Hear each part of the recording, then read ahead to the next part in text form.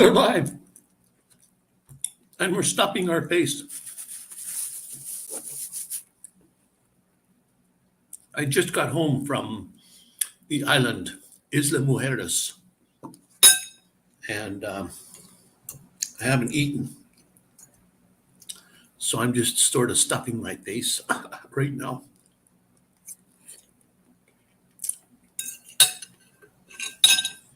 So I just you'll just have to put up with that.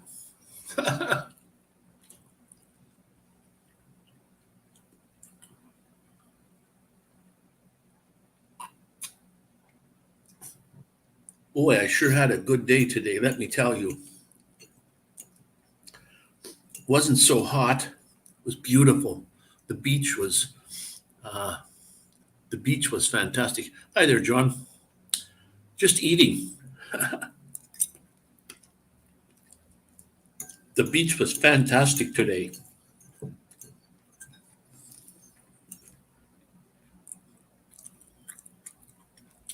I guess the American government is sending out warnings for people to watch out in Playa del Carmen, Cancun, Tulum, the big resort places, especially with spring break coming up. And they've set out warnings. Now, I haven't seen anything here myself, but I mean, if you're gonna party and drink and drugs and what have you, you're asking for trouble. And you can get into trouble otherwise too, with other kind of crimes. Like they've been spiking drinks with like illegal alcohol and drugs with not the good stuff. So anyway, gotta watch out.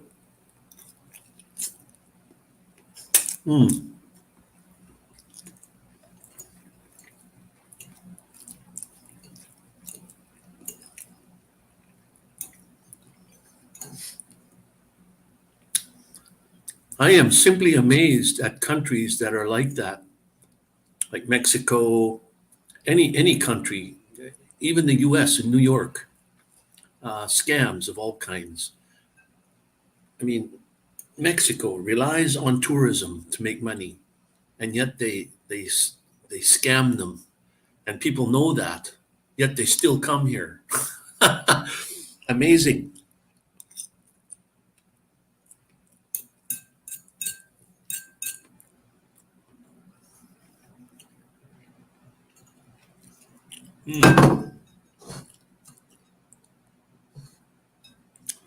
I have to eat. I just got back from the island just off Cancun here, Isla Mujeres. Beautiful, beautiful day today. Unbelievable. I got lots of footage. Can't fly a drone there. There's one airport on the island. The island is only 4 miles long and 1 mile wide. And this airport restricts you from flying it, well, a DJI drone, anyways. But the airport's been one airplane landed there in history. Because it's an airport, you can't fly there. But I guess you don't need drone footage. As long as you got just video, still shots. I took a bunch today, so I have videos from, this is the third time I've been there. Third time I've been there. So I've got footage from the first two yet to put up. So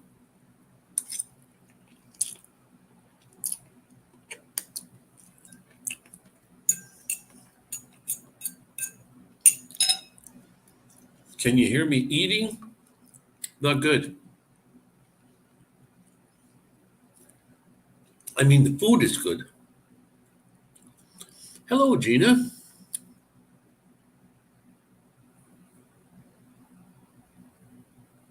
I reached out to you on IG about my diesel heater, but I got it figured out. What was your problem? I don't know what IG is on Google. What was your problem? You got it figured out now anyway. And I'm just stuffing my face. I just got home and I have to eat something. And I wanted to get on before it got too late. So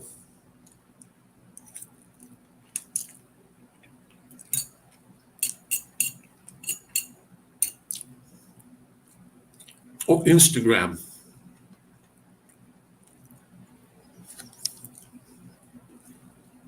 Okay.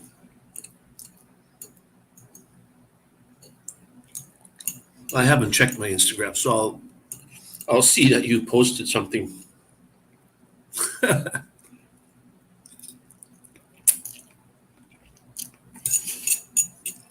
Yeah, well, thanks for thinking of me anyway. When you have a problem, I've fixed lots of those. I was part of the group, a part of three groups, diesel heater groups, and because when I was an Amazon affiliate, I sold 35 of those diesel heaters as an affiliate, and then they started to do funny things like they said, well, you know that person, or that's a relative of yours, you can't, we're not going to pay you the commission from that. So they stopped paying me. So I said, well, forget it, I don't want to be an associate. Then why would I be an associate for a multi-billion-dollar company that can't afford to pay me? Michael's Drones, how you doing, my friend? Love you guys, brothers and sisters. Oh, an E8 error.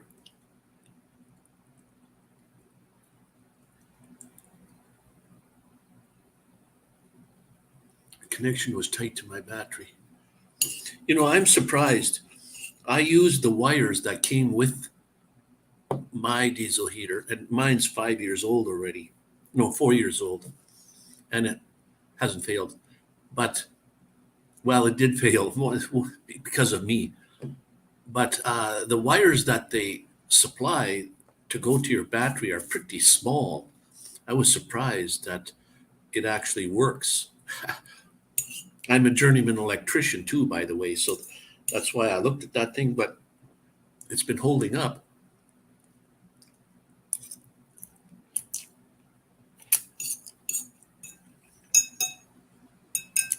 But it's good you got it all figured out there, Gina.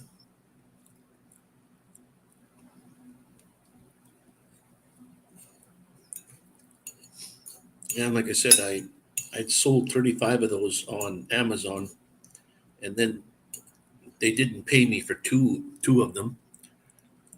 One was a girl from a city that was, I don't know, 5 hours away from me.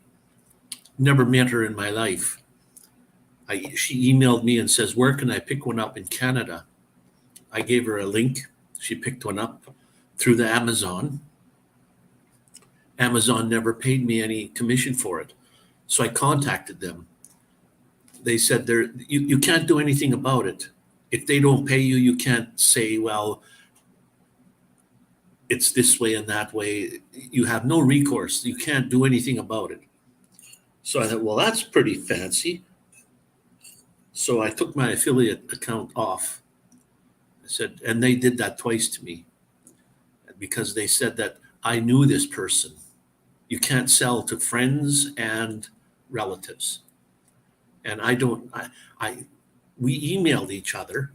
Now Google must have been reading my emails or something. How did they know? How did they know? I've never met her in my life before that. Like, ay, ay, ay, ay, ay. E8 was supposed to fuel pump, but it was pumping, but it wouldn't fire. So I disconnected everything and tightened it up, and it worked. Oh, cool.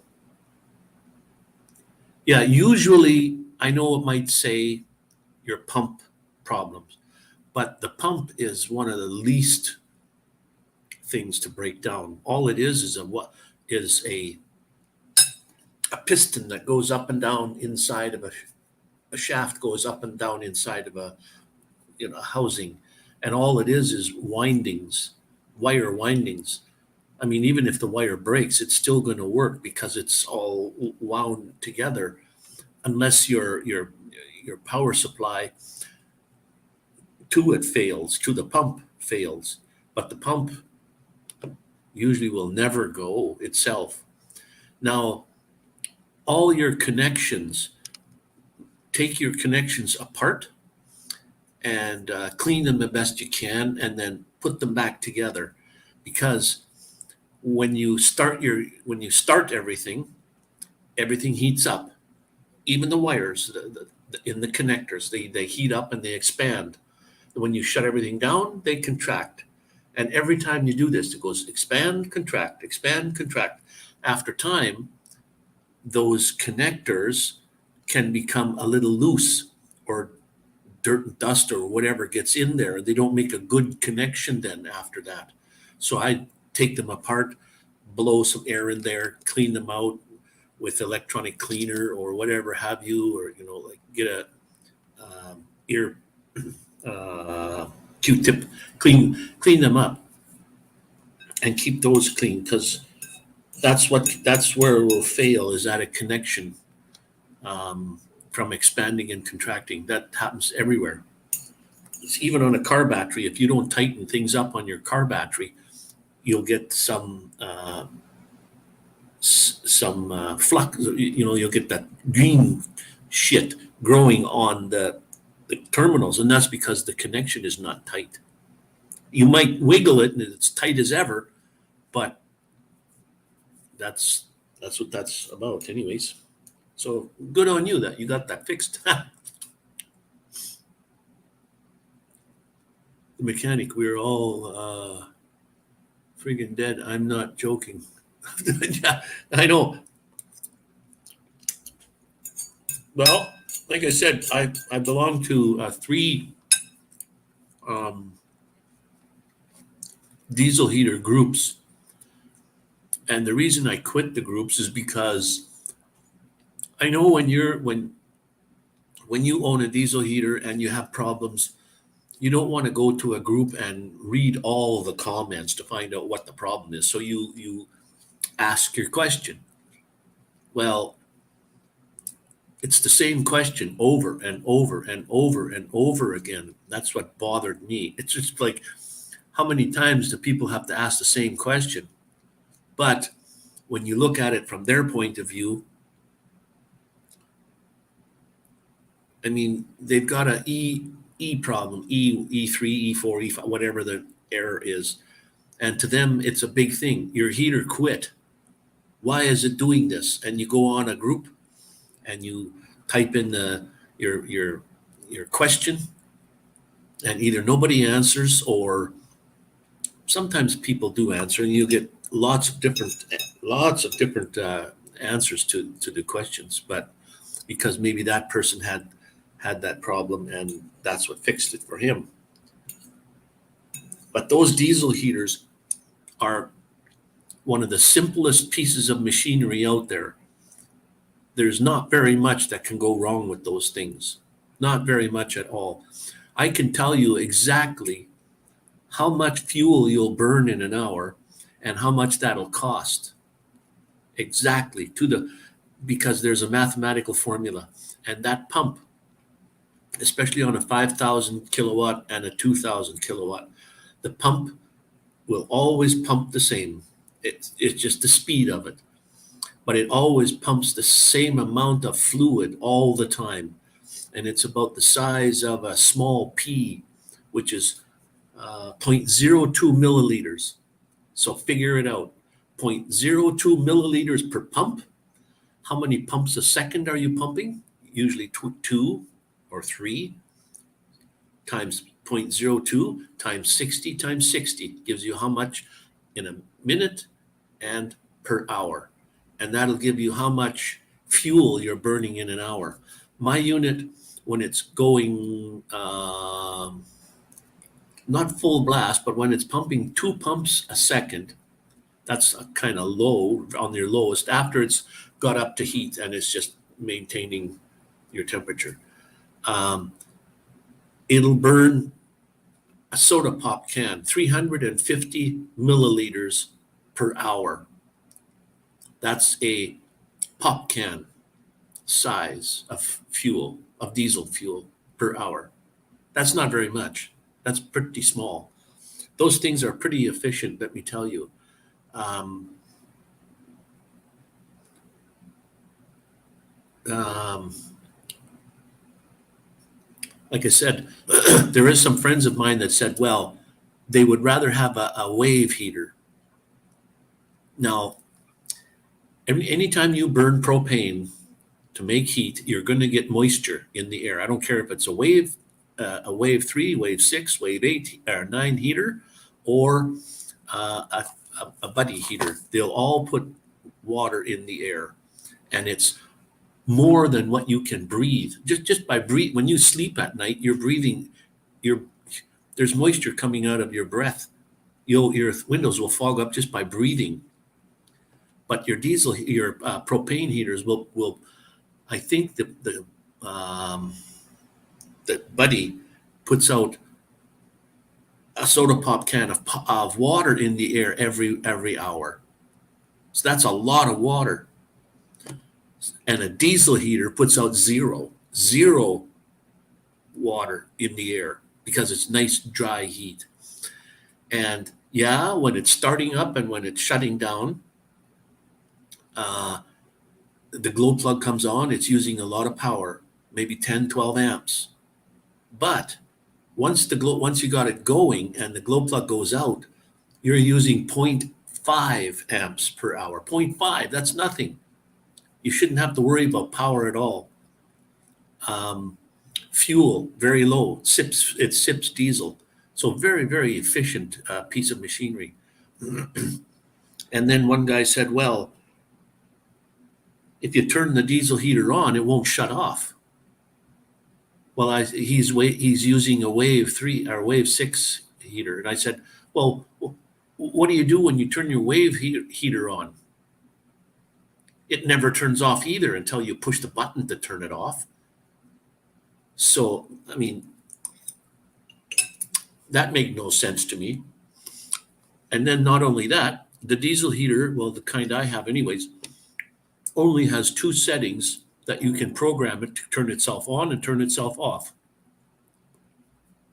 So what I do, I set it so that it comes on at about, it all depends what time I go to bed, but let's say it comes on at 10 o'clock at night. It heats up the place for maybe an hour, and then it turns itself off. In the morning when I get up, it turns itself on before I get out of bed. I got it programmed to turn it on before I get up. And it all depends. I might leave it on for quite a while in the morning. But during the day, if it's really cold, during the day, I'll start it up and turn it off just by pushing the button.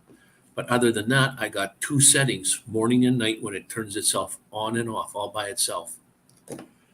So that works.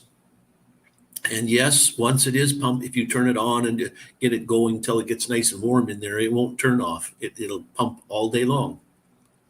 But it'll get to the temperature you set it at, but then it'll just keep pumping at a very low rate.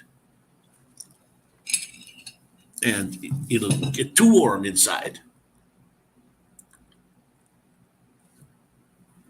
Warn us when you do any work on this diesel heater so we can all head for the hills.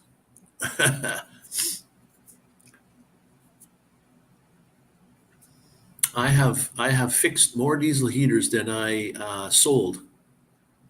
Like I said, there's only 2 moving parts in the whole thing: the fan in the thing and the pump. That's it.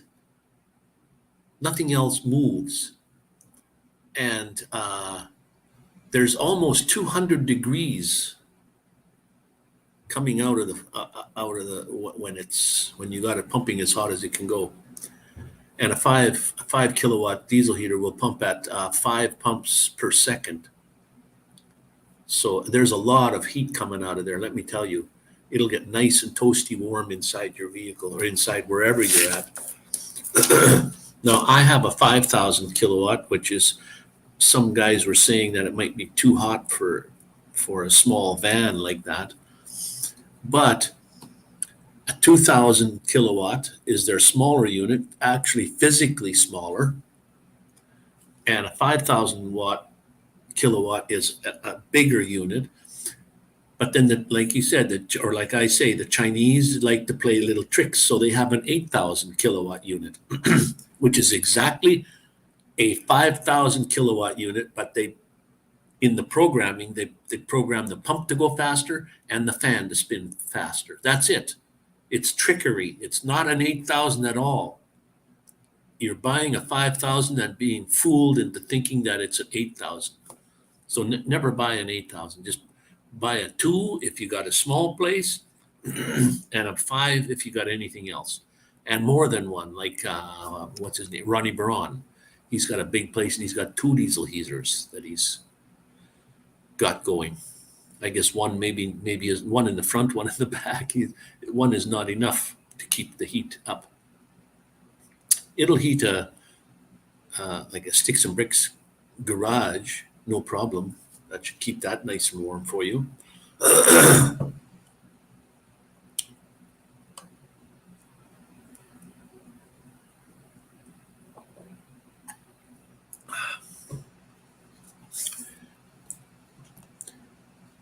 Justin and Christina, how you doing? I just explained everything about the diesel heater. It looks like John thinks I don't know what I'm talking about. He should be promoting my stuff instead of cutting me down about it. That's what friends do to you.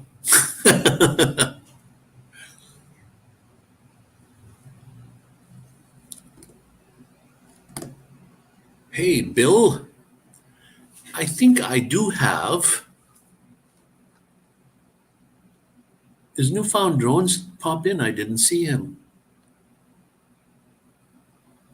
Michael's Drones. I got.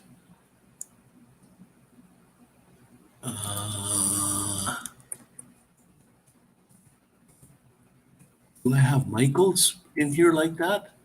Let me just check it out. Newfound Drones. I didn't see you pop in. Oh, there you are, Bill. How you doing, my friend?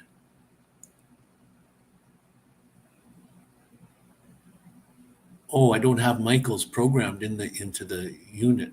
Ooh, you have to give me heck there, Michael.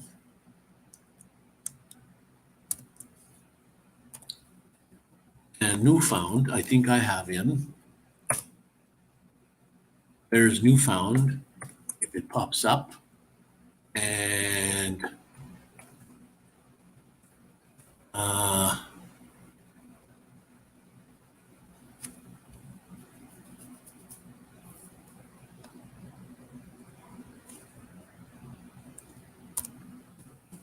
Gina.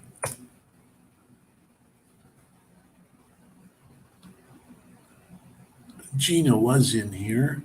Oh, van life with Gina. Okay, wrong thing I typed in. I thought, well, this one's just, I usually use the first word, van. There might be more than one with the name van. And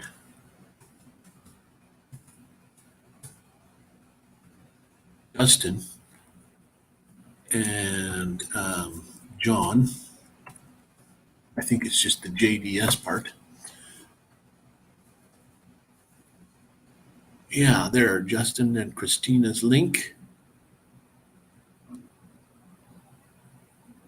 And John's link worked. I don't have Gina programmed in here. Ooh, write that down, Wayne.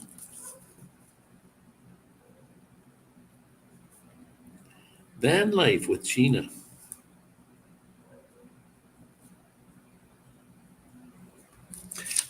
she had a diesel heater error.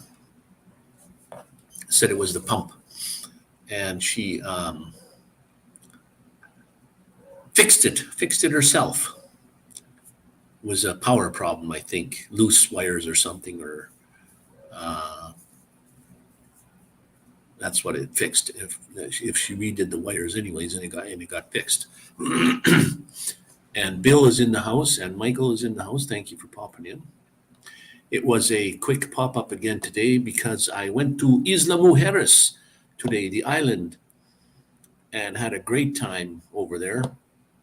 Didn't even take my drones with me because I did before when I went there and found you can't fly there. They have one airport that's never been used. Well, one landing in the airport ever. But because there's an airport there, the DJI drones won't fire up. I don't know about other company drones. I wouldn't buy any other kind of drone than a DJI anyways. My personal opinion. But what did you say there? With new glasses, you can see into the future. You must have missed my video, my 2 videos, John, about going to the future and the past with my goggles. You'll have to go watch those.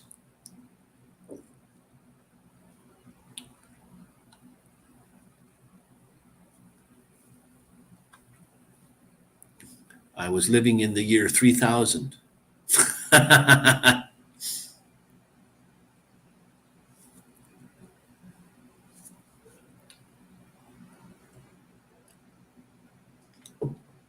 There's two of those videos. One of them was discovering I could go to the past with my goggles, and then I did go 10 days back. And then when I was 10 days back, I discovered, hey, I can actually go forward in time. So I went back 10 days, or forward 10 days, back to where I started from. And then in the video, I tuned in the year 3000, and I went to 3000. I have new motorcycle, a new car, a brand new house.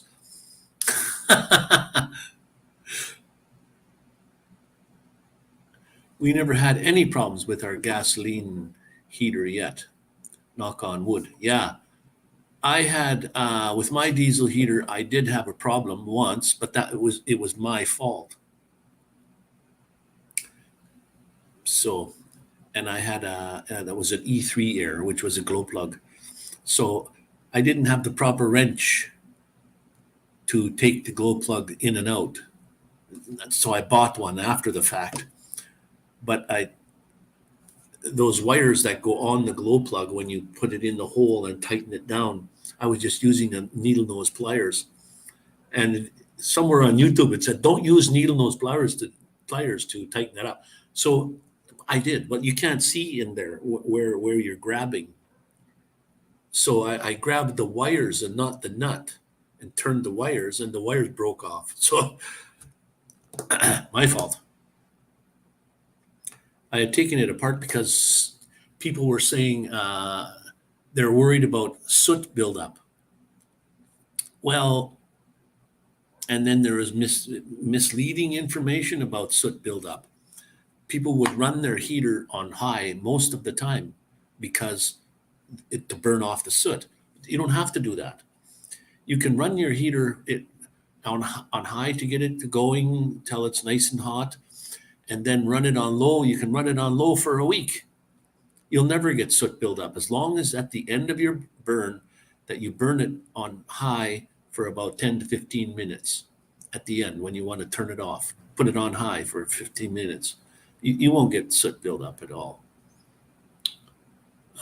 We always make sure to run the heater on full for a while before. Well, there, you just mentioned it. I didn't see what you had said there. You had said that before me. That's correct.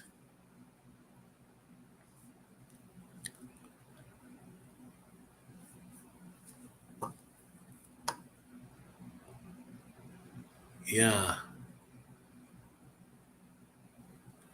the cocoa leaves. I don't know. I think you got the wrong country.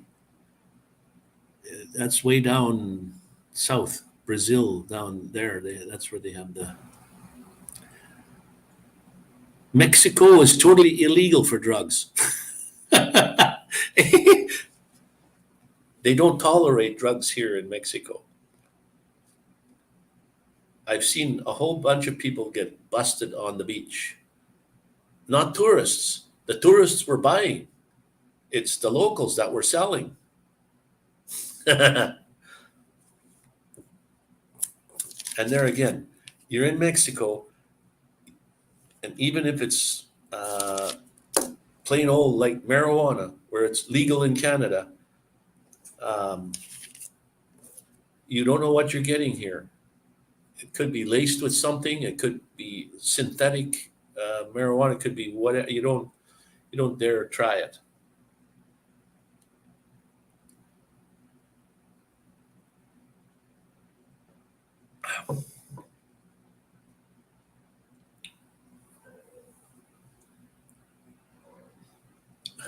I should carry some flour around in my pockets.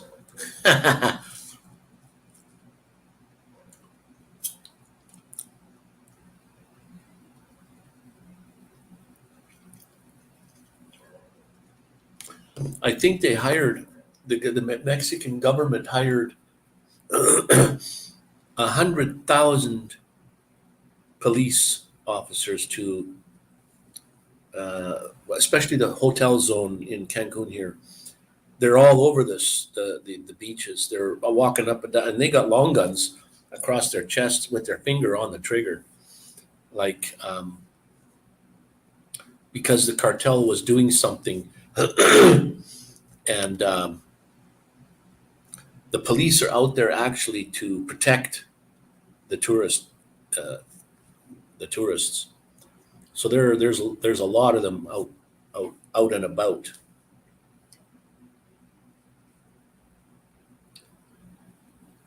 Dave's not here.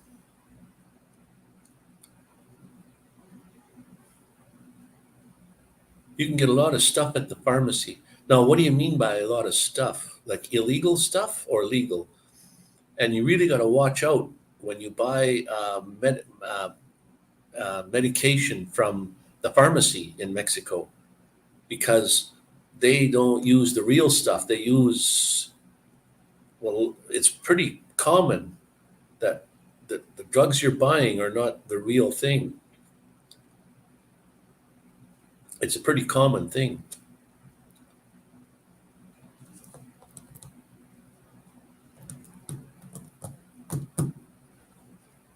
So you got to make sure, like, where you go, make sure that,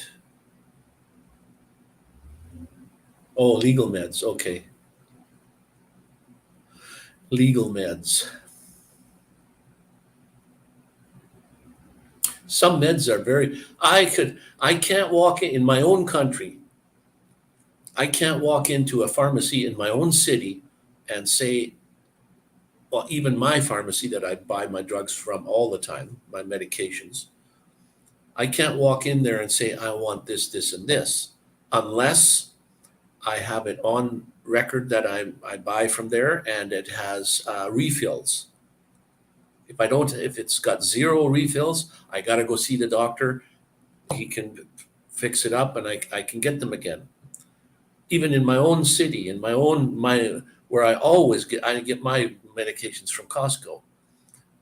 And I've been refused medication sometimes because I had zero refills.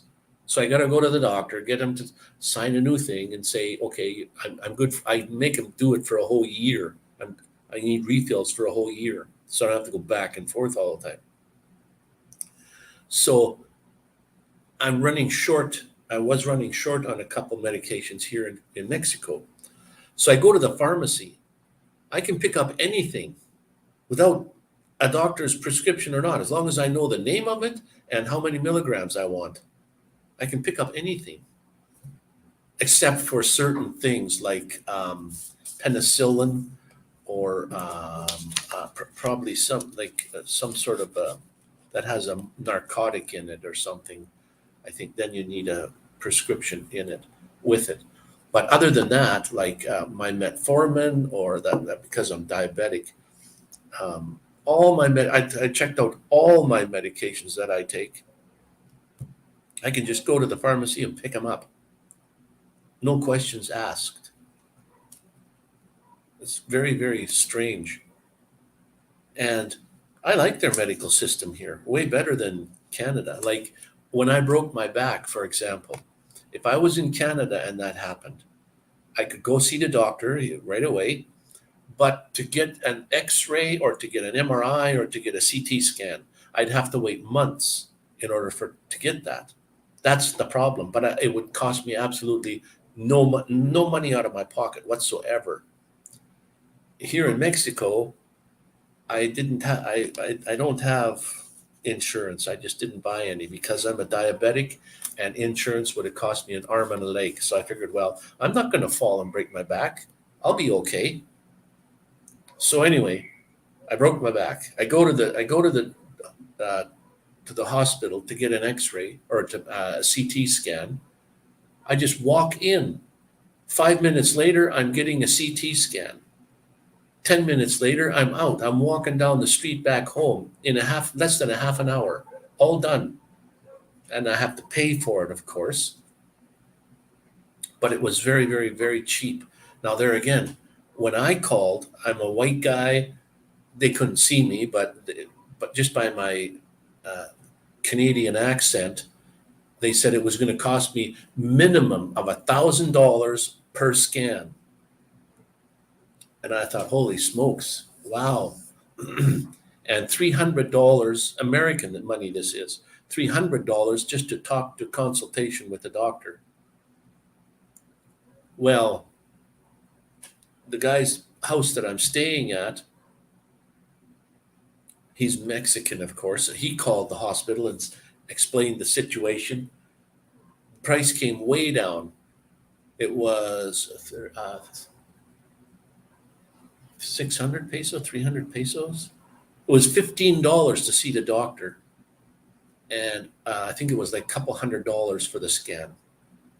Like, wow, amazing. So even the hospitals try to scam you if you're not a citizen. If you're not a Mexican citizen. Even the taxi driver, well, the taxis are like a syndicate here. They even try to get the locals to pay more than, and me, I'm a white guy and I stick up my hand and I say, taxi, taxi. And you never get in the cab and say where you're going to go and where you go before you know how much it costs. So you stick your head in the window, you say, I'm going to here, over there. How much does it cost? If it's too high, you just say, nope, I'll get another cab. And you wave another one down.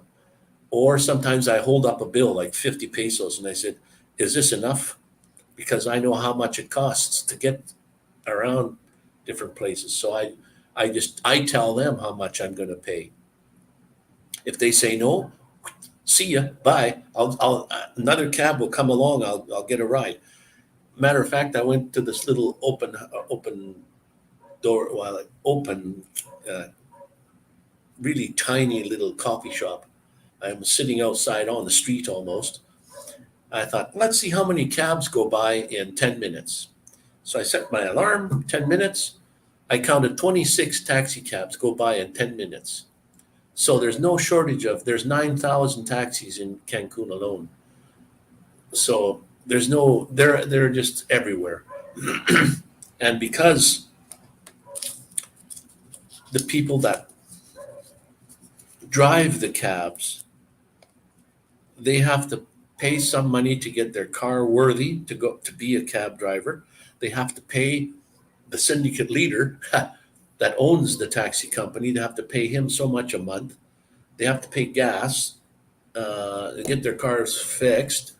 So they got to put out a lot of money. So when Uber tried to come in, what they did was they can tell which is an Uber car by the license plates. You can tell which is a taxi driver, which is a rented car, which is just a regular civilian type car, or an Uber car. They all got the license plate that go with that.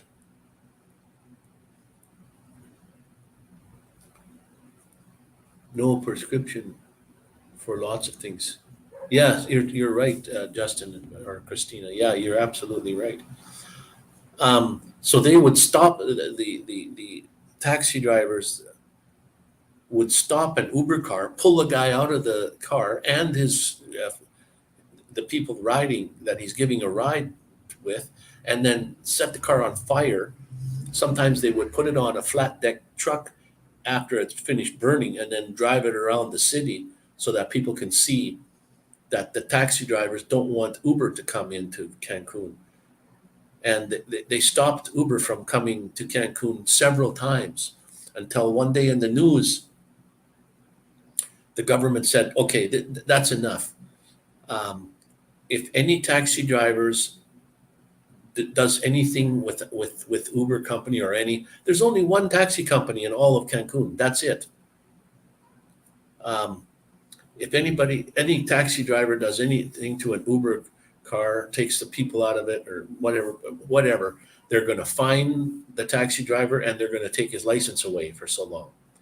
Well, that kind of put a stop to that because they don't want to get their license taken away and they don't need a fine. I mean, they have to pay. The reason they want to stop Uber is because Uber has no overhead guy that they have to pay. It's just a war between taxi companies. Where in Medicine Hat has 65,000, 70,000 people, we have 4 to 5 different taxi companies in Medicine Hat. Competition is wonderful. And not only that, there's one, if you got downtown Cancun here, then I'm making a series of videos called The Seven because it looks like a number 7 on the map. And that's the hotel zone across the top and down the side. That is one road, the hotel zone. And then you can go way down to the airport and then take the highway up to the city center. But that one road, that's the 7, it's called the Kukulkan Avenue. It's 2 lanes this way and 2 lanes back. What the taxi drivers do when they complained about Uber is they blocked off the street, that 7, they blocked it off. So no buses, no people, no traffic, no nothing can go down there. So the buses had to go way out the other way down, all the way down to the airport. And I mean, just a big headache. But the taxi drivers just parked all their cars on that street so nobody could get out of there. And the police came and told, well, you got to move. Well, where are the people in the cars? There's no drivers. We can't just move them. So it was just big headache. So hopefully that's all finished with. Not even the locals like the taxi companies here. They take everybody for more than what. You see, there's no meters in the taxis here. There is no meter. If there was meters in the taxi cabs, that would be worse. But they just say how much it is to. I've taken a cab from here to the ADIO, which is the bus terminal, a big bus to go from one city to another city. The ADIO terminal, ADO. It cost me 50 pesos to go from here where I'm at on La Luna Avenue to the ADIO station terminal. Now, when I go to Playa del Carmen or wherever and I come back, I get dropped off at the ADIO station. Now, to go from the ADIO back to my home here, it cost me 200 pesos, which is what, 4 times the amount of money. It's because the taxis are all sitting at the ADIO waiting for potential clients, customers, that they figure they have the right to charge more money because they're just sitting there. So they charge 200 pesos to go the same distance. So what I do is I either walk several blocks away and then catch a cab, because then it's like you're not at the audio terminal, you're at just on the side street somewhere and get the cab. It just so happens that the audio terminal is about 6 blocks to where I catch the bus to come home. So I just walk those 6 blocks and catch a bus, which is 12 pesos. Now 12 divided by 2 is 6, so it's about, in American money, that's about 60 cents. But it's 12 pesos because that bus goes on the hotel zone, the 7. And my latest video that I put out was the 7. What does a 7 mean? And I've got part 2 and 3, whatever, coming out of the 7. Flow my drone there a few times and got some great video.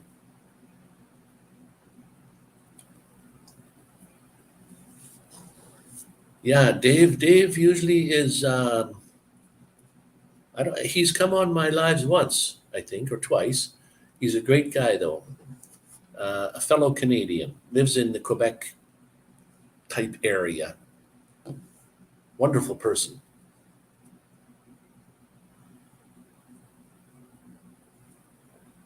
He made a real fantastic donation when I broke my back.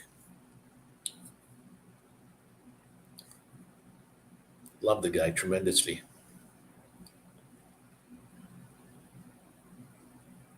Or like a Cheech and Chong. We're watching a Western. It was The Scream. That's your backyard. Yes. I can't remember where you're from, actually. Where your home place is, like Toronto or Dave. Are you there, man? Dave's not here. Dave's not home. I don't know if there are any more Daves that I know other than Dave. Ghetto Van Adventure. Ghetto Van Adventure. Nice guy. Big black beard. There goes my phone. Making a noise. Montreal. Oh. Well, you probably know French.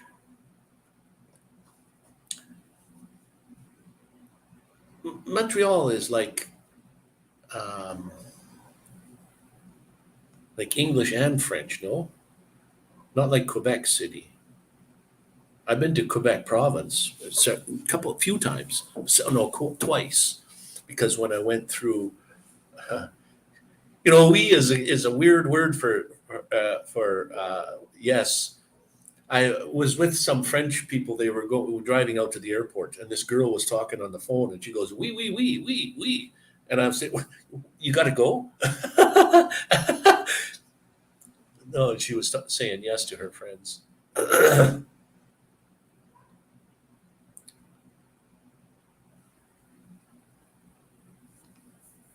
Probably flou français.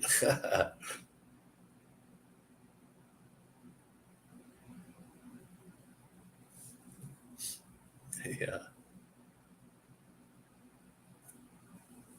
We all the way home.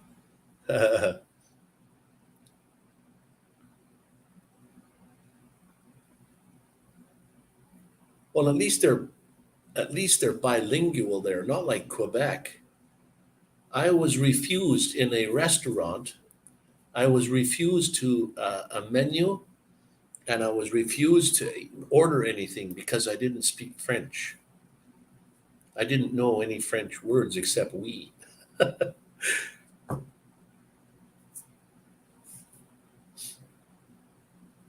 I got gasoline there, but that was I think that was a self-serve. Maybe that's because that's why. But maybe they would have not served me gasoline either.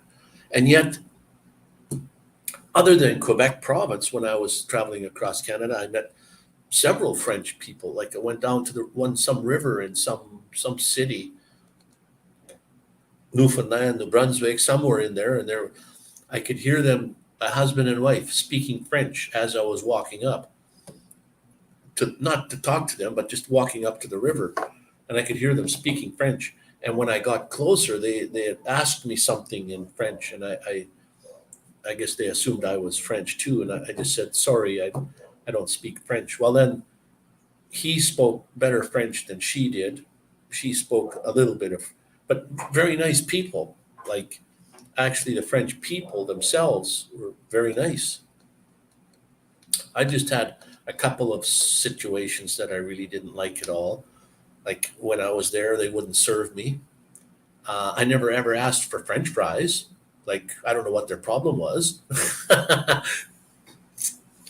And then I used to fly Microsoft Flight Simulator, a game on my computer, but my whole I built the whole front end of that aircraft in my living room.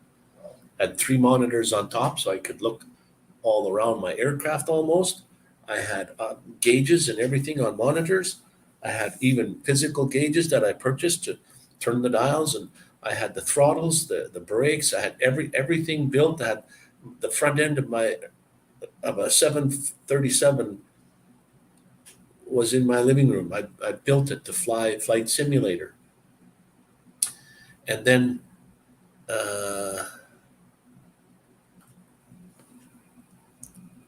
a lot of French don't like English, especially the government. Yeah, I know. That's too bad. And the farther west you go in Canada, they don't like the French either. So, I mean, it's like a torn up country. I think Canadians don't know who they are, especially the governments. So anyway, this is a game, and I fly with air traffic control people. They're sitting in their home and they're playing the game, but they're air traffic controller people. They see you on they blimp on their thing. They tell you where to go, where to fly. You turn at so many degrees. You fly this way. You go this high. They tell you what to do. It's like just the real thing, except you're not sitting in a real aircraft and you're flying along. Well, one time I flew from Calgary, and I flew to Japan, and you're flying, and it's real time. Like it takes 12 hours to fly a real airplane there. It takes 12 hours to fly on the game. It's like real time. So I'm flying. I'm going across the ocean. I get to Japan, and I could hear air traffic controller. They're talking in Japanese to each other. And I thought, well, how am I going to communicate with them? I don't know Japanese. I don't even know one word in Japanese. So I just called for air traffic control to guide me in. And the guy in broken English, in Japanese, he started talking to me and telling me, turn to so and so, degrees, uh, fly at an altitude of 15,000 feet. So I come down, I'm flying at 15,000 feet. They guided me right in. Hey, there's the runway right in front of me. Poof, we land. Air, different air traffic control to guide you in. We park at the gate. We're done. Game over. For that, I made it all the way to Japan. But not in Montreal. Oh, cool, cool. I think I'll go there. But out of the whole earth, the only place I cannot fly, and this is a game, by the way, it's not real life. It's a game. The only place that refused to land me or refused to speak to me was Quebec. A Canadian province, and it's a bloody game. They wouldn't speak English to me because unfortunately, I don't speak French. I just said, well, and it's a game, and I can see the runway, I can see everything, and I said, well, it's too bad. I'm going to land anyway. There's nothing they can do about it. But that was the two instances that and it's surprising how much that the West, well, I mean, not necessarily all of the East, but it's it's weird how the Eastern Canadians don't know anything about Western Canada at all. As a matter of fact, when you mention Medicine Hat and some of the names of the cities, they think there's Indians. It's like it's not educated province or something. I said to whoever it was, um, they said, I don't know where they were from. I don't know if it was Quebec or not, but because they didn't have a French accent. But um, I said, don't you know even the history of Canada? More Americans don't know about America themselves. More Canadians know most, not more, not all, but a lot of Canadians know more about the U.S. than the U.S. do. It's very surprising, and yet when I was traveling, I went to Washington, just across the line, and I get there and I paid my gasoline in American money, and the one guy says, "Do we take this money?" And I said, "Well, look at that." I said, "You see this $5 bill? It's blue. I can tell you that that's a $5 bill from across the street. Try to do that with an American bill. They're all the same color." I said, "Of course you should take this money. It's Canadian tender, but uh, it's a sad, sad fact." Yeah, I know. Unfortunately, I mean, it sounds like I'm prejudiced or something. I might be slightly. Wayne for Prime Minister. Trudeau will let you have it, Wayne. Just didn't Trudeau just finish passing some laws, or is going to pass laws about guns? What do you call it? Registering guns. Well, that's a big no-no. I mean, even if you hate guns, if you love guns, you would never want to register your gun. It gives the government the right just to come and take your gun away from you. How many murders are in Canada from guns? Not very many at all. If you want to kill somebody, there's other ways. You don't need a gun to do it. That's just like Justin Credible TV. If you guys know that guy, he's from Vancouver. He's all about guns and stuff, and people hate Justin. I don't mind him at all. He has some weird ideas, but it's not any reason to hate the guy. But he loves guns and stuff, and he's kind of right in a way though. He has a gun. He put it on his bed, and he's videoing this, and he's saying, "Okay, gun, get up and shoot somebody." Well, that's the whole idea. It's not the gun that kills people, it's the people that uses the gun to kill the people. It's not the gun's fault at all. You have to educate the people somehow. I don't know how you do that, but more and more shootings in Montreal. There's a lot of like Hell's Angel type people in Montreal than there is. I mean, there's all across Canada, but more than in the west side. Maybe not in Vancouver, but even in Medicine Hat, they have the Hell's Angels, a chapter there also. But there was a big thing years and years ago now, though, that the Montreal Hell's Angels had a war with, I don't know, some other group. But those are the guys that use guns and stuff. But most of these shootings are with guns smuggled from the States. Guns smuggled from the States. And you see, that's what I was talking about the other day too, about being patriotic about your country. Canada, it seems like July 1st, Canada Day, we got one firework goes off, poof, it's over. Maybe in the bigger cities they have more parades and stuff, but where I'm back when, I mean, if you don't Look for it. You won't find anything happening on July the 1st. And yet on July 1st in the United States, they're already partying for the July 4th. Uh, they're patriotic. Old Glory, their flag. Whereas, I mean, you fly the Canadian flag upside down and the government just says, you shouldn't be doing that. And that's it. You know what I mean? You do that in the States and you get shot for that. And when you live in the United States, born and raised, and you're arguing with your next door neighbor and he sets his foot on your property, well, that's it. There's a gunfight right there. You're standing on my property. Like, wow.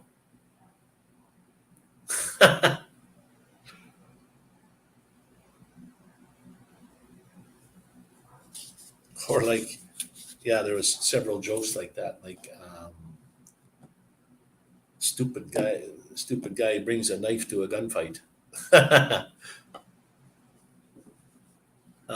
Man, do they ever overdo Saint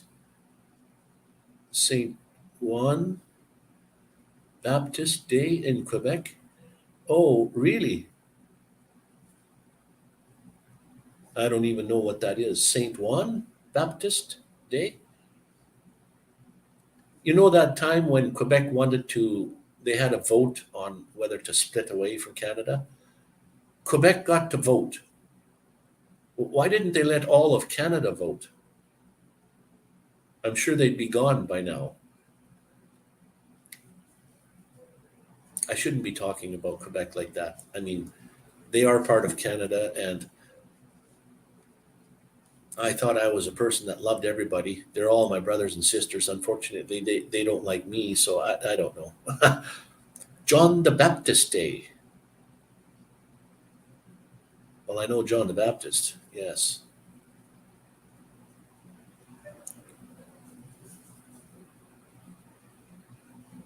51, it was that close. Wow.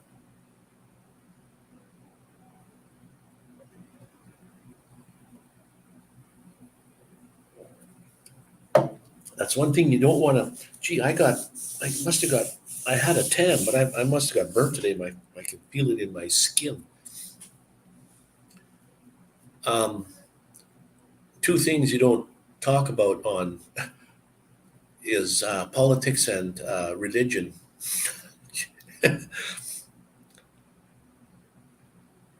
Maybe when you're in person with some other people, you don't want to talk about those things. But when you're the host of a live a stream, I guess you could say anything. Nobody's going to come and strangle me unless I'm coming to you from an undisclosed location too, by the way.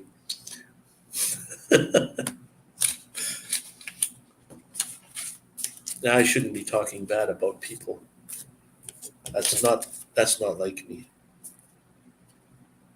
Just my experience, my things. I like Montreal people. I'll have to come and visit you guys there, Justin and Christina. I don't know your boy's name. I know Angel, but I don't know your boy's name. Maybe you did tell me at one time, but I'd forgotten.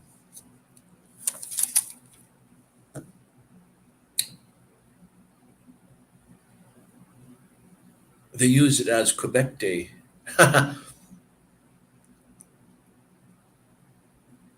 They must be way more patriotic than. Uh, Now, to talk about patriotic, Canada's probably the worst one. They're not patriotic at all at Canada Day, July 1st. The US would come next, in my opinion. They're pretty patriotic. But the Mexicans, wow, these people are very patriotic. Let me tell you, I went to Xcaret, and they have a play at starts at 7 at night till 9. And always in that play, well, not a play, but a show. Michael, it's pronounced Michael.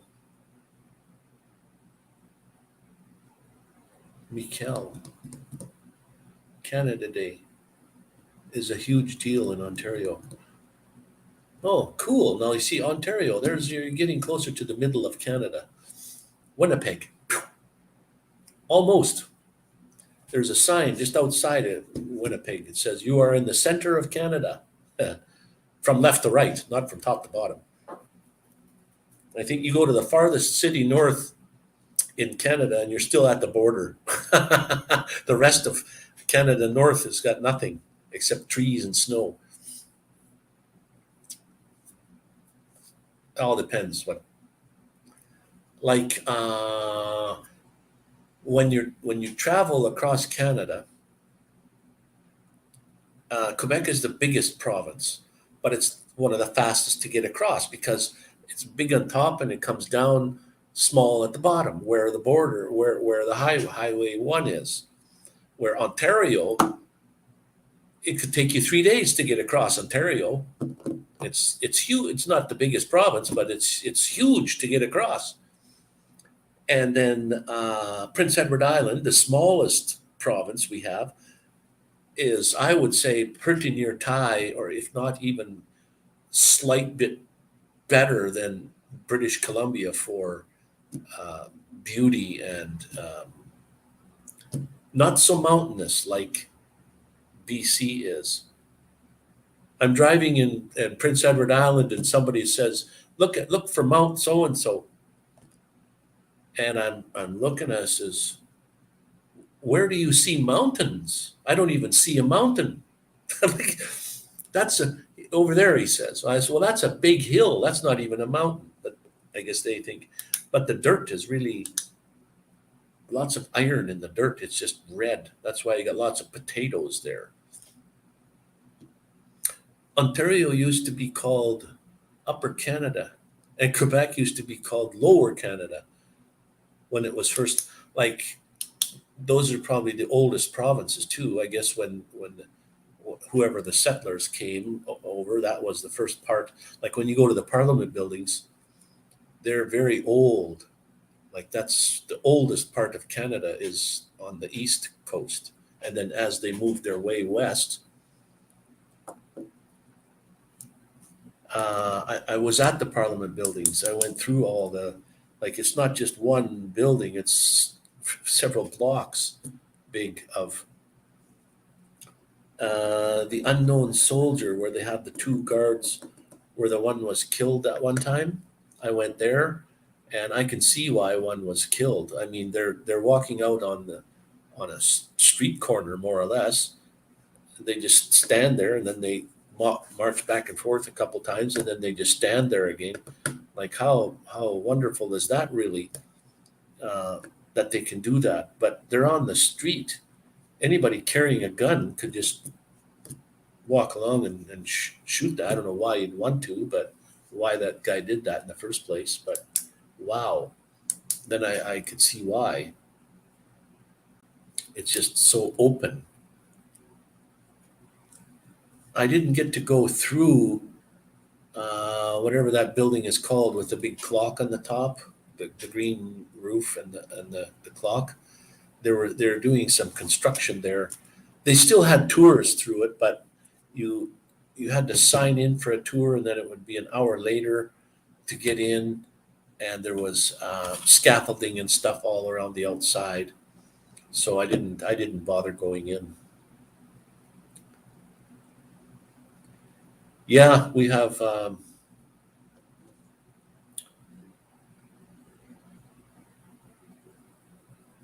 Oh, really? Oh, wow! It's more than twice its age till Canada became an actual country. Montreal was there first. It's the same like in British Columbia. The U.S. wanted to take over parts down there. That's why the capital city of British Columbia is on the island of Victoria, because the US wanted to take over Victoria. So they had to make it the capital city of Vancouver, of the British Columbia, I mean. And then there's, oh, I forget. I'd have to go through all my videos to find out what you call that again, where the the US again wanted to take over some parts of, no sense talking about because they don't know what I'm talking about. I forget what the guy's name is. Or they have a settlement way far where you wouldn't think there's it was somebody would do something there because the US would take over. But they were trying to take over British parts of British Columbia, and Canada said no way. They're like even if you think about Mexico, look at Mexico on a map today. There's California, Nevada, Texas, and I forget what other province, what other state. They call them states there, not provinces. All those states there used to be Mexico. Almost this bigger amount of land than all of Mexico is today was taken away from the Mexicans. United States just pushed down, down, down, down until you see what you have today. But Texas and Nevada and California and whatever other states that are there, those all used to be Mexico.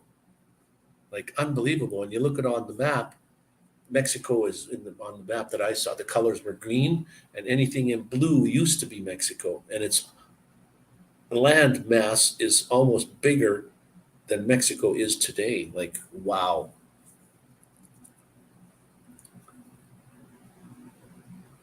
That is surrounded by Canada when traveling by land. What? There's an isolated part of the US that is surrounded by Canada. I've heard of that. I've heard something about that. Yeah. US must have said, we want this piece of land.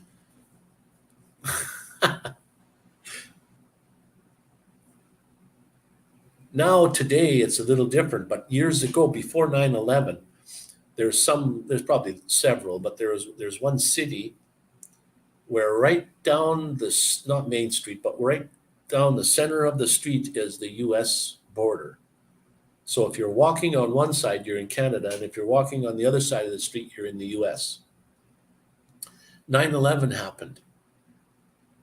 And then the people walking that were from Canada walking on the Canadian side, they would have to cross the street to get to the bank or to get to the post office. Now you had to prove you were Canadian and you wanted to go get your mail. And it's sort of that way even today. You can't drive. It's like it's illegal to cross that right down the center of the yellow dotted line down the center of the street.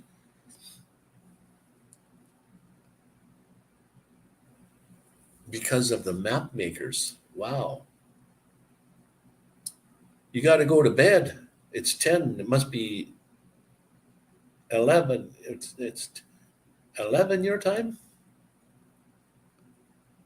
Thanks for popping in there, John. Always appreciated. Thank you very much. Take care, buddy.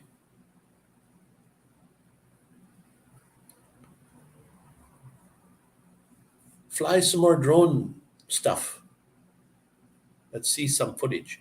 And keep your eyes open on the thing called the 7. It's the hotel zone, but it's called the 7 because it looks like a number 7 on the map.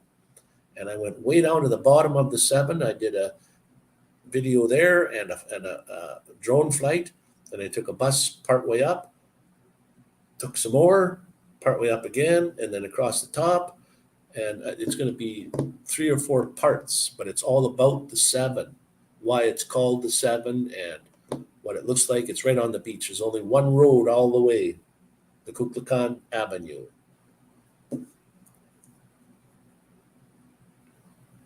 There's a border town where the line goes through the middle of a library. That would be weird, especially when, like 9/11 happened and you can't cross the borders as freely as you could before. Like, I want a book from over there. It's in the US on the next shelf over. That would be cool, eh?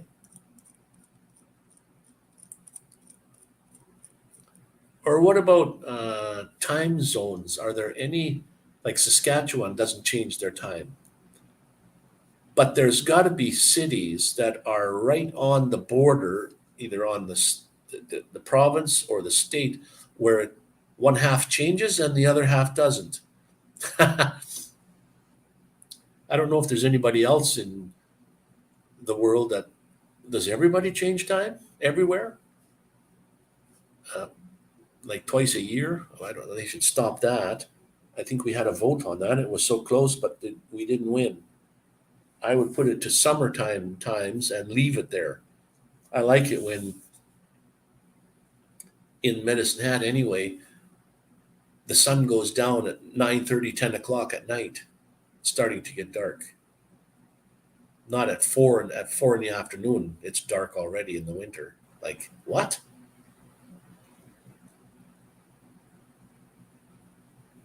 But there's got to be little towns or cities even that are right on the border of Saskatchewan anyways, because there are probably all the way down. Well, I'm not even too sure if where I'm at changes time. My friends in Medicine Hat just had a time change. They used to be 2 hours behind me. Now they're only 1 hour behind me, which means Alberta changed, but which is the same time as Saskatchewan now. And my time here didn't change. So maybe Cancun doesn't change times. Yeah, Saskatchewan's lucky. They don't have to change their time. My aunt frustrated what she jokingly, I mean, she said she's got 7 clocks in her kitchen, just in the kitchen only, like one on the stove, one on the up here, I don't know where she got 7 from, but she said I got 7 clocks in the kitchen and I have to change every one of them twice a year. Holy, just set one get one clock that you set back and forth and leave the rest alone. Quebec is waiting on New York to stop changing the time. Yeah, it's like Canada won't move unless the US does something. If the US decides they're going to change or they're going to keep the time, then Canada will follow. They wouldn't want to do that on their own, you know. And I'm surprised that the US hasn't changed over to the metric system like completely with feet and inches to millimeters. Like they've changed quite a while ago in Canada to metric system, yet almost every single person I know from Medicine Hat, when we talk of measuring something, we measure in inches. You know, how many inches is that? There's not too many that use meters and millimeters and centimeters. Then I'm always converting to inches. And yet when you're driving somewhere, then it's kilometers. So it's like we're stuck between the two. And yet when you go to the hardware store and buy a tape measure, it's always, well, you have to look pretty hard, but it's mostly in inches. It's not metric, which is weird.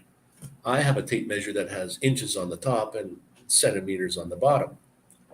But so I went to Canadian Tire and I'm looking and everyone is in inches. Like, where's the metric one?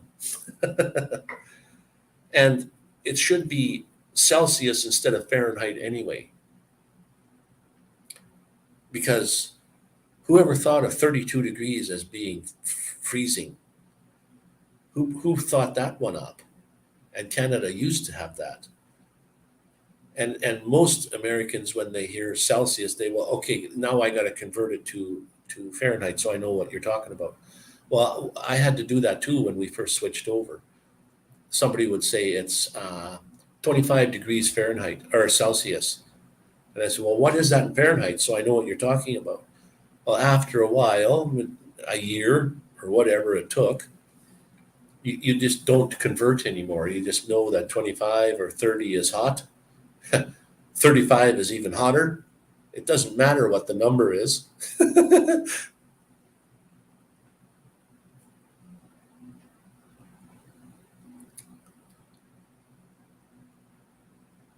Yeah, I don't see them changing either. Although somebody was saying that they took a vote on that, or they were taking votes. And then you see the cars. A lot of cars were made. If they were made in another country, they come to the U.S. in metric bolt nuts and bolts on them, and you couldn't buy a metric wrench set in the hardware stores because in the U.S. Well, now is different. You can buy both sets, I suppose. But when it first started that way, it was I have a metric car, but I can't buy wrenches to fix it. And I think the U.S. a lot of things they don't want to change simply because everybody else is changing and they don't want to follow suit. Oh, um, the UK did something. We're not going to do that. So they just stay with what they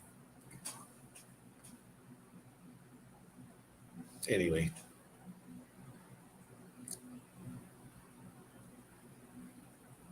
Where's my? I've been on for an hour and 20 minutes, and I had something to eat, but I need more. I think I'll have to make myself a sandwich. They may change halfway, a little like Canada, only even less. Yeah, they probably won't switch the miles, though. Um, I don't know what they would change. Maybe the temperature. Of course, I don't know when I'm on my lives even still, and I'm saying what the temperature is here in Cancun. And then they say, well, what is that in Fahrenheit?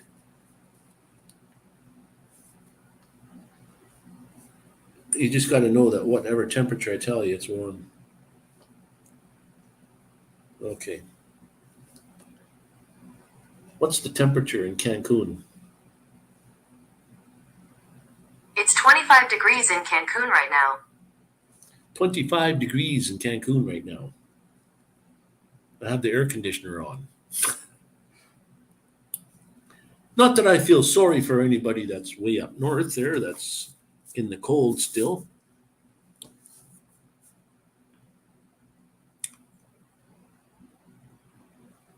They may change rulers or tape measures. Yeah, I suppose. Like even now, for me, when you say it's 3 meters high, well, I have to really think about that. If you were to tell me in feet how big, how high that was, then I would know. What is it? 3 feet per? No, just over 3 feet. 39 inches or something is a meter. So it's almost three. So it's 10 feet. 3 meters is roughly 10 feet, I would think. But see, I have to think of that. I don't know how high 3 meters is. Yet I know if you tell me 10 feet high, I know how far 10 feet is. Strange. And yet, when you drive to Calgary, it's 300 kilometers. It's not miles, it's 300 kilometers. If you tell me how many miles that is, I'd have to think about that. So it's strange. I'm 50, well, not 50-50. I do temperature in Celsius. I do small measurements in inches and feet, whereas metrics, millimeters are more precise way to measure something when you, especially when you're in an inch, like 30 seconds of an inch, or you know how many sixteenths of an inch. Like it's better when you know millimeters, 10 millimeters, 11, 12 millimeters. But I usually smaller measurements are in inches, bigger after 1 kilometer or more. Well, not even. Then it's kilometers. And even my speedometer is in kilometers per hour rather than miles per hour. My truck, when I had owned I bought it brand spanking new, that truck, a 2013. It had 3/10 of a mile on it. It was brand new. Um, that had both, but the biggest one on the outside was metric or kilometers, and then the smaller numbers on the inside were miles. I still use inches and feet as well. In French, how do you say 1 inch in French? That's a good one. You guys are probably fluent in French, I would think. That's one thing about Cancun here. I don't have to learn. I didn't learn any Spanish. I keep kicking myself because I didn't keep up trying to learn it because most people here talk English or can speak English. Just the odd ones.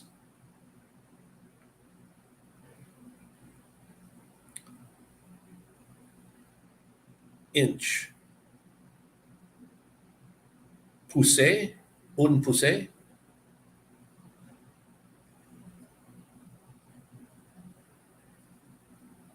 I don't know if I pronounced that right. How do you say push?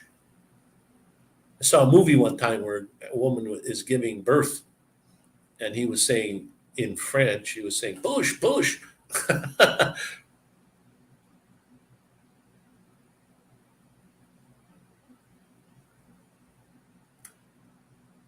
And oui, oui.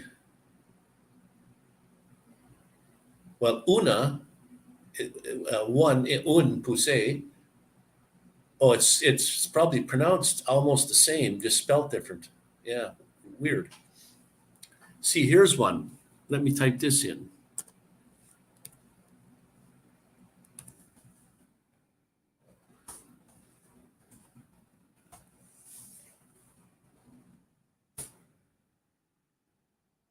So there's two words in Spanish, medio and miedo. The first word, medio, is like medium or a half. Like when you want half a chicken, you say medio pollo. So half chicken, medio pollo. And miedo, or miedo, is fear. So you could say half fear. So you could say medio miedo, half fear. Miedo is there's a circus over here called Circus Miedo, which is circus of fear, or circus, circeso de medio, circus of fear. Moyen pure, poor. Moyen, moyen, moyen is poor, poor. Or is that two words like the same as I typed in? Like medio is half, so moyen is half, and pure is fear. And it's weird too. Like what? Look, like this here.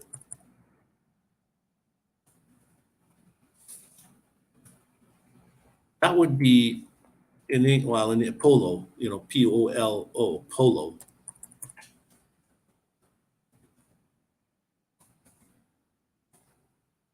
Oops, let me respell that.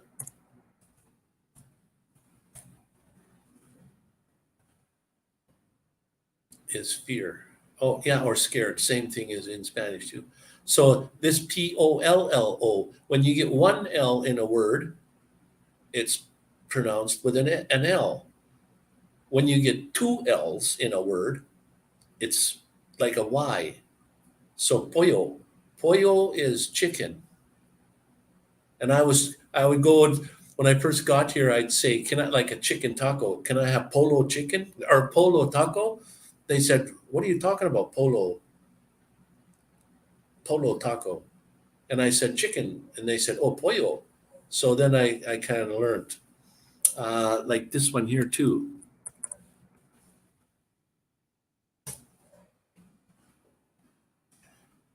That is the word for street, calle. Like it's the two L's are a Y. Um,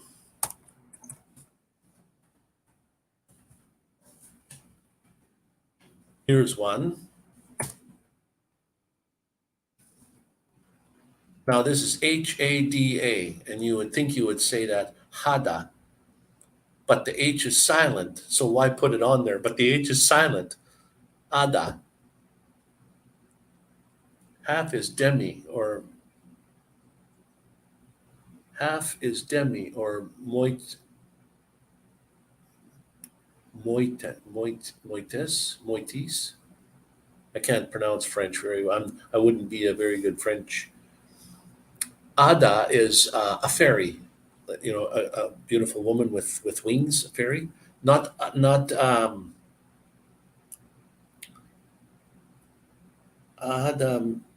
Let me think of the word. How to say it? Ada miedo. Ada.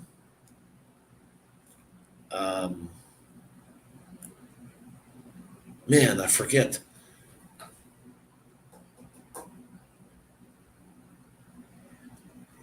I've got miedo on the mind. Half is demi. It's pronounced moitia. Moitaya. You see, that's in this is what I like about the Spanish language is the vowels.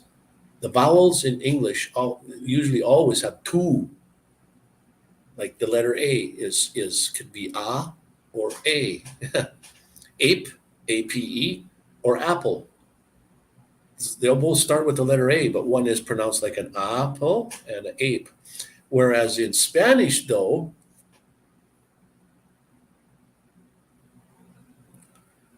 moitie, moitie, moi te ti e, moitaya, motaya. In Spanish, all the vowels only have one pronunciation. So when you see a vowel in a word, it's always pronounced the same. And A is always like a AH, ah. It all depends where your tongue is. Ah. E is always like EH. I is the funny one. I is always pronounced E, like a long E. So when you see an I in a word, it's always pronounced E. O is O, OH, and a U is U. It's always the same. I can probably read Spanish, but I don't know what I'm reading.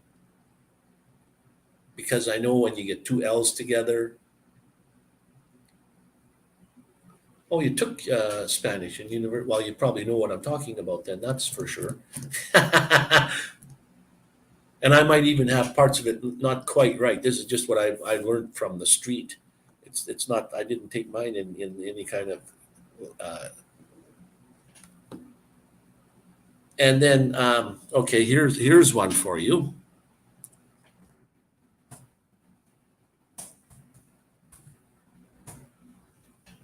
Here's two words for you. Now you probably know these words.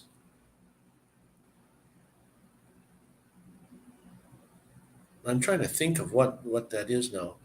One is carro, and the other one's carro. One's a car, and the other one is, I think it means something like perfect. I could be wrong. Which one means perfect? Carro? Like when it's got two R's, you kind of roll your R. Carro and carro. If you know French, Spanish is easier to learn. Really? Probably. What about the vowels? Are they probably similar in a way? Like you were trying to show me there, moite, moite, moite. Is that I? It's like an E. Moi, T, e. Moitie, but it's one word. Moitia. We were forced in school on the prairies to take French in school in grade 7. It's what you just had to take it. It's like voilà Monsieur Thibault. I remember Mr. Thibault's name. And the French teacher, when we would walk into her classroom from day one, she said, "In this classroom where we speak French only, no English in this class." And I thought, holy, okay. Ooh, I don't remember anything about that class at all, though. I just remember, "Voilà, Monsieur Thibault."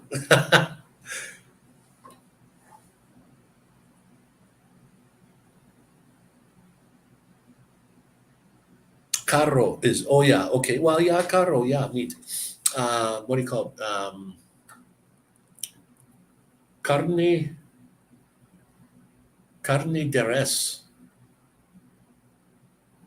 Or you see on a can, chili con carne. That means chili with meat or chili with beef. not not chili con carne.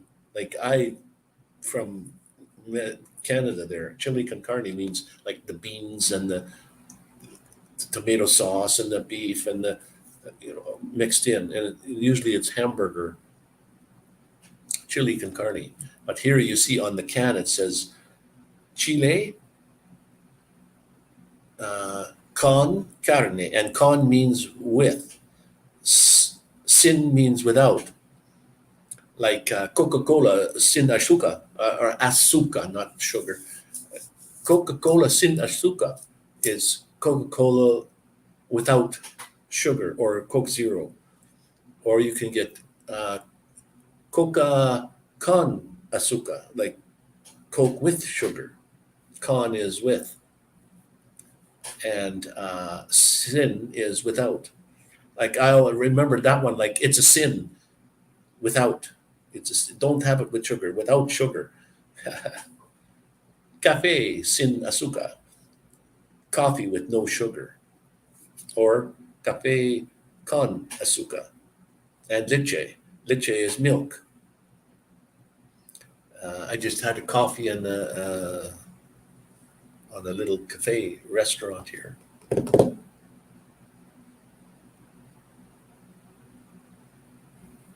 I did pretty good.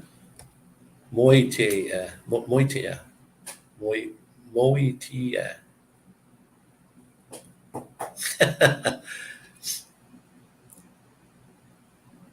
So they say English language is one of the hardest ones to learn. And it would be nice if when you're growing up, you're a baby, and you're surrounded by, I don't know, let's say 7 different languages. You would learn them all because you just soak them up. When you're older, very hard to, it was very, you see, that's where I make my mistake of learning Spanish. I learn words, not a sentence. And learning words is not the right way to go, in my opinion. You're always trying to remember certain words. That I'm trying to remember that word means this, as opposed to, let's say, where is the bus station? Okay, where is the bus station? Then you get, where is Soriana?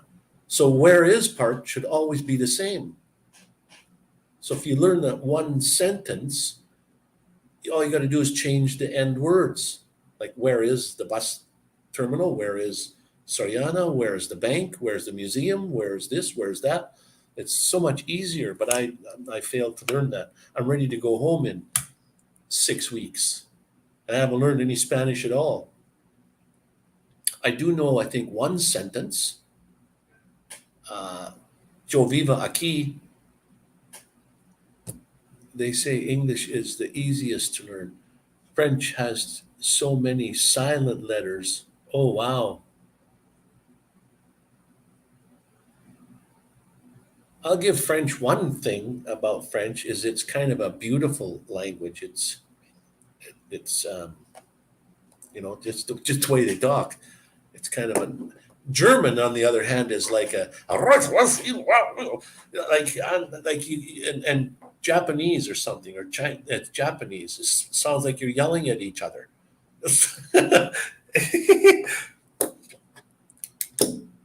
But German is like, you're spitting on everybody else. You're rolling your R's and you're Achtung, Luftwaffe, you know.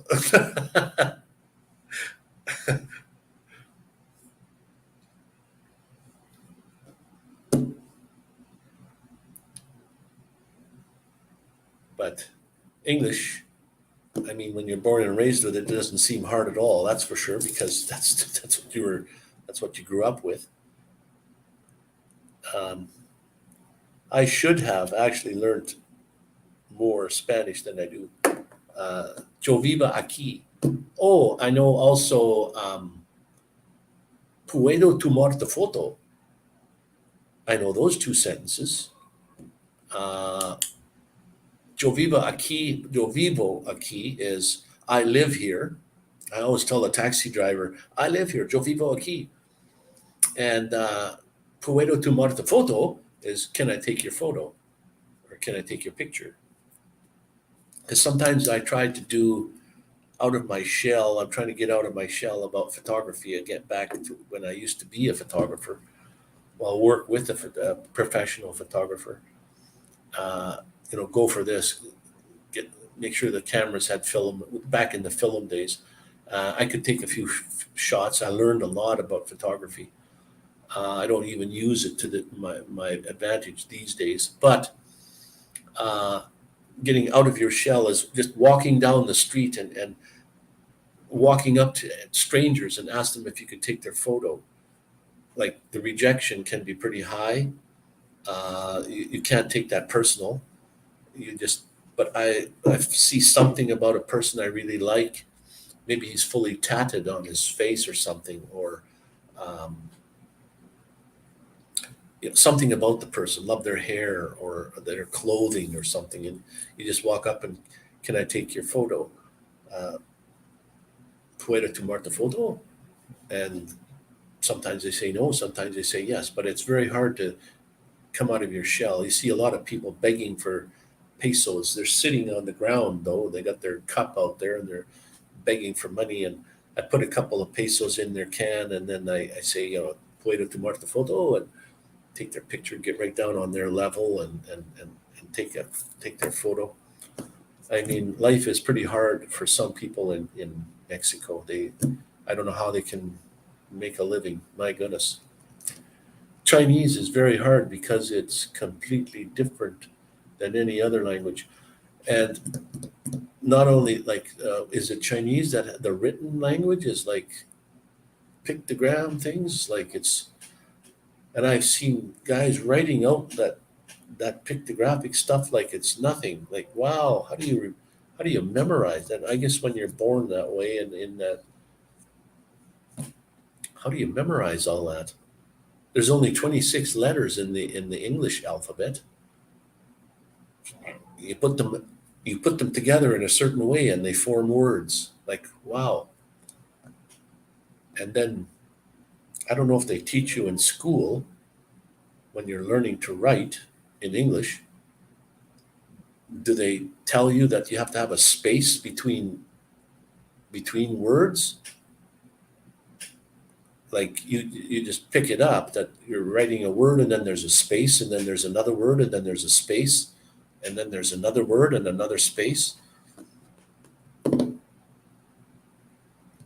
I don't even know if they tell you that. You just write a word and then you put the space in there. 24 letters in there. Yeah, that's even got less.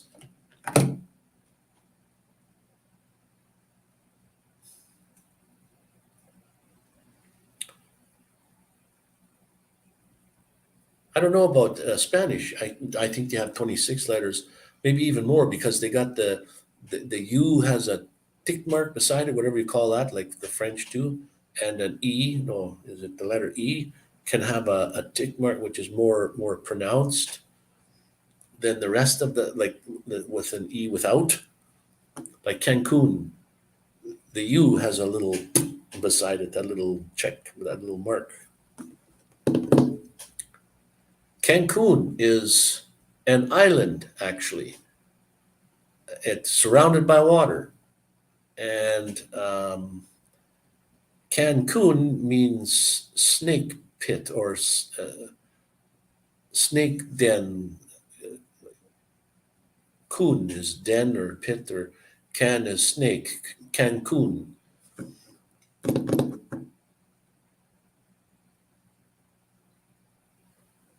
I mean, I've been to Cancun 7 times, I think, and it's kind of wearing on me. I'd like to go to another city.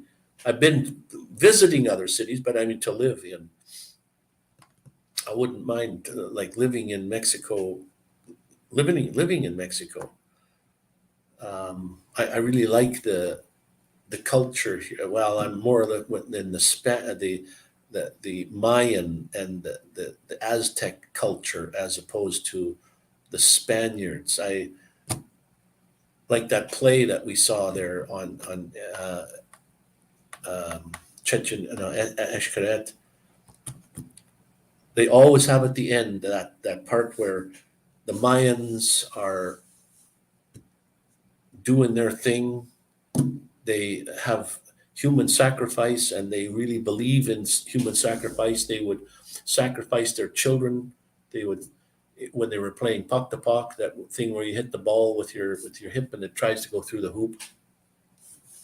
When the game was finished, people would be sacrificed because you were the winner or the loser. I forget who, but somebody was sacrificed, and they wanted that.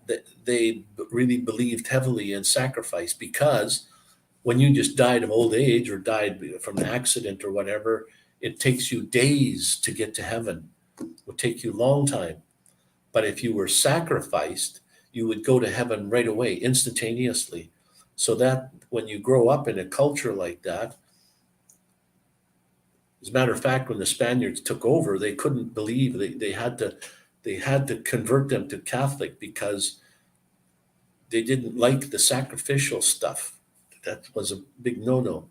But anyways, so the Mayans were doing their sacrifice things, and Mayans were more into the calendar and mathematics and astrology, and whereas the Aztecs were a warrior people. But the Mayans, when the Spanish came over in this play, there's the Spaniards coming, and here's the Mayans. And the Spaniards wanted to kill them all, like do away with them all. They're kind of a backward type people. We can't have that. And I guess they finally brought the horses and the guns and everything else. And I guess the Mayans said, well, we can't fight this. CC. CH is CC. So the Spaniards were just overwhelming. And as a matter of fact, when they came over here, they had the boats. They said, scuttle the boats, like sink the boats, sink the ships, so that we can't go back. We're staying here. That's it. So that they stayed here. Then they brought the popes, not the Pope, but the Catholic priests, or whatever they call them, over. They converted the Mayans to, and the Aztecs, I suppose, also to Catholic religion. And then it shows the Mayan was walking around in his village playing a flute, and he bumps into a Spaniard that's playing guitar. And at that point in time in the play, when they were doing this, the whole audience in the whole place, 200 people or more, got up and cheered. And I thought, wow, that's not like Canada. Whoever came over and took over Canada, the Europeans, they just rousted the Indians, the people that were there first. And they said, here, you live on reservations, little pockets of land that we'll give you to live in. We're taking over all of Canada. And no wonder that the Indians probably don't like that. They don't like that, but it is what it is today. And I thought for sure that that's the way the Spaniards were accepted back then. Is that they just have to take it because the Spanish were just overwhelming. Now, from people cheering and everything, I thought, holy smokes, like they actually like that.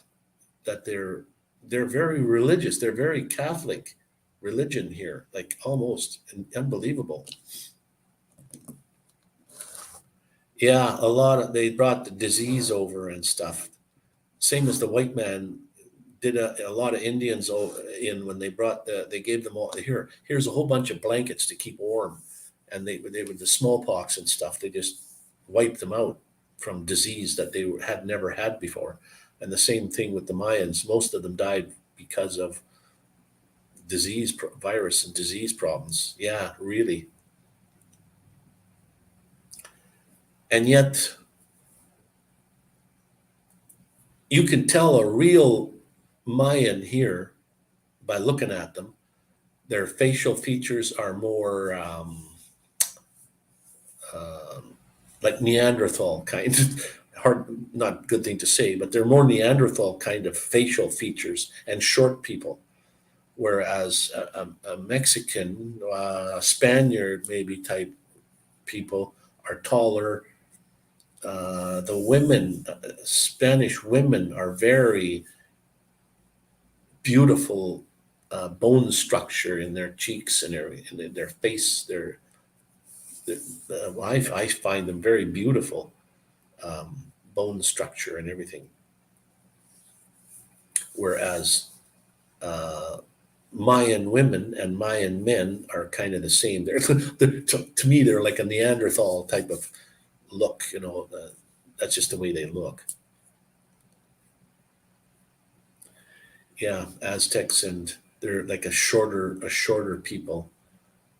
Spanish were a taller people, and they've interbred now. And they call them all. That's why we have Spanish. The Spanish came over like Chichen Itza, where I'm going on the 21st here to watch the snake come down the temple. The Mayans built this thing thousands of years ago on top of each other. They built one in like 1000 BC, and then another one on top of that, and then another one on top of that, what we see today.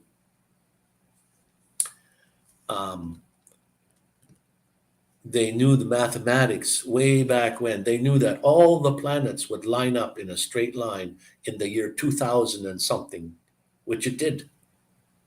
Not many years ago, all the planets lined up, and the Mayans knew that.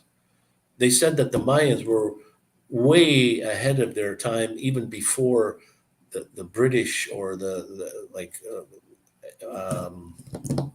not Alexander Graham Bell, the guy with the telescope. They knew all that before that. Like amazing. 2012. Oh, okay. That's when that happened. All the planets lined up. The Mayans didn't say, well, let's run away. We're all going to die. That something's going to happen. That's not why the Mayans left. Most of the Mayans, they even don't know why today, but they abandoned the temples and everything. And then the British came over. The British walked through the jungle and they saw, oh, look at that. Let's clear the trees to see what this is. And here, oh, what do you know? It's a pyramid, a temple.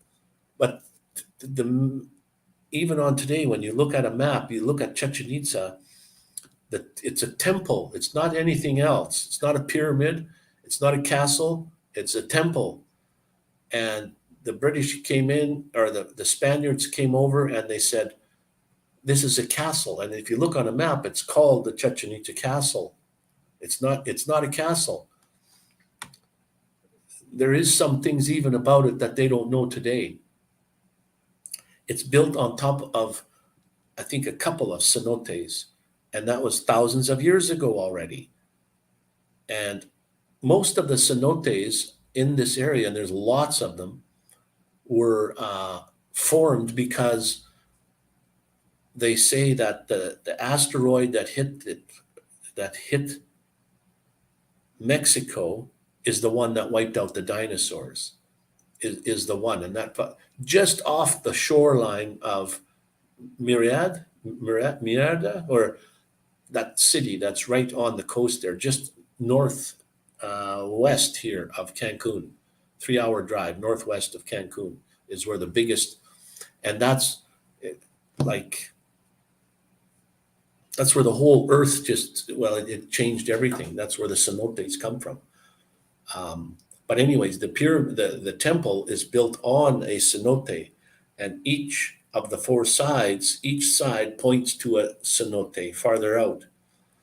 And it's built in such a mathematical way that twice a year, March the 21st and September the 21st, well, equal day, equal night, equinox, that's when the sun hits the steps of one and sees the shadow on the staircase on the other side, and then there's a big stone snake head at the bottom. And I guess if you could do a time lapse, you would see the shadow of the snake coming down from the top of the temple to the bottom and light up the snake head. So it's a snake. And that happened. I got to go there. If I'm going to be in Mexico, I might as well go there and see this. But I'm going to go on the 20th, not the 21st, because you can see the snake 2 days before the 21st and 2 days after. And the 21st is supposed to be such a busy time because everybody wants to be there on that day. So I'll go the day before when it's not so busy.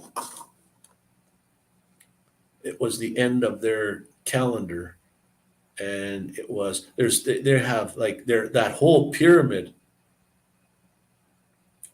No, I call it a pyramid. That whole temple is a calendar in itself. There's four sides, like any pyramid. There's 91 stairs on every side. 91 times 4 is 364. And then the very top was 365 days. Each step represented something. And then not only the steps, they have 9 tiers. Like their biggest numbers was 5, 9. I don't know if 7 was a lucky number to them either, but they had some numbers. So, and 3. There's 9 tiers that go up. So there's 91 stairs, and then there's 9 tiers that also, the steps come down the center, 9 tiers. And then within the 9 tiers is a block of 3 on all of them. 3, 3, 3, 3, 3. And you add them all up, and it's all means that's their calendar. And they had 2 calendars, one on the outside and one on the inside. And when you turned that, it would calculate things like way ahead of their time. Like unbelievable how they probably didn't even have telescopes, and just observing the sky. How did they know that there was that many planets? Like, wow. I don't know how long that took them to figure that out, but holy smokes, that's the more you think about it, the more it's like, wow, holy smokes. Unbelievable. Well, Justina, Justina and Kristen. Sorry. Justin and Christina. We're at 1 hour and 59 minutes and 10 seconds. I think I'm going to end my live stream. I'm still hungry. I'm going to have something to eat. Maybe watch what time is 10:30. Maybe watch a bit of TV. I don't watch TV, like a movie on the computer here, or watch something and call it a day. It was a nice day today. My skin feels tight. I must have got more sun than you don't feel it till after the fact. But anyways, we're probably going to call it an evening for tonight. And no matter what, if nobody has told you they loved you today, let me be the first. I love each and every one of you. And thank you all for popping into my humble live stream. Another pop-up. I might do one more before I head to Valladolid.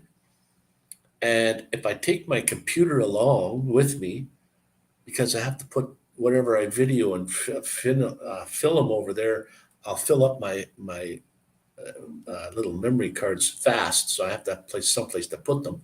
So I might take my computer with me. And I'm going on Sunday. So my live on Sunday, I'm going at 2:00. So I won't be able to do a live on Sunday, but I might be able to do a pop-up after or whatever have you. So anyway, it is what it is. And thank you guys for coming in. And just remember, I love each and every one of yous. And thank you for coming in and taking the time out of your day to watch my. If I shake the table, the screen goes wonky, and that doesn't. I watched them my lives after the fact, and that bothers me. It's like jerky. It's not me jerking; it's the screen. I bumped the table. So thanks, Justin and Christina. Have yourself a nice coffee or something. Sit back, relax, and we'll catch you. And good night, and have a good one. Stay awesome, everybody. We'll catch you all on my next one.